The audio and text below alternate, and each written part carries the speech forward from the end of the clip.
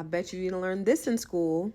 This is about the two-headed nightingale. They were born into bondage, displayed for profit, shuffled around like circus props.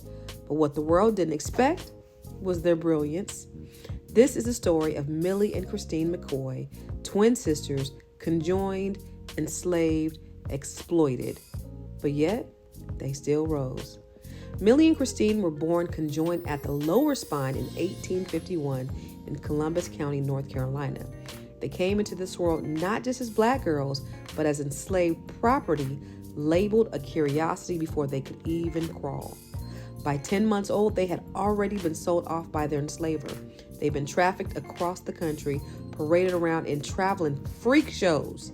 They were known as the two-headed nightingale and later the eighth wonder of the world. And y'all, that was not a compliment. It was exploitation. They were forced to undress in public just to prove that they were truly conjoined, stripped of not just their clothes, but their dignity. But even that, they refused to be broken. They learned to read, write, and speak 5 languages. They played the piano beautifully. They sang in perfect harmony, with Millie singing alto and Christine singing soprano. They didn't just survive.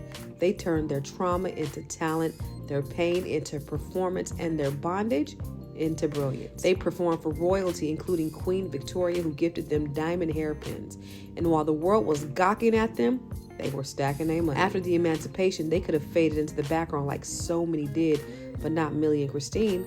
They came back home, and with the help of their father, Jacob McCoy, they purchased the very plantation they were born enslaved on. They bought the land they were once owned on. Now that is full circle power. They built a 10-room home and poured their blessings back into the community. They funded schools for black children. They donated anonymously to colleges. They lived with grace and gave with purpose. Even though they were seen as a spectacle, they chose service over shame. And when the people suggested they separate through surgery, they said no. God made us as we are. We have nothing to be ashamed of. Now that's self-love before it was a trend. In 1912, Millie died of tuberculosis and Christine followed just 12 hours later. They were laid to rest together in a specially built coffin near their home.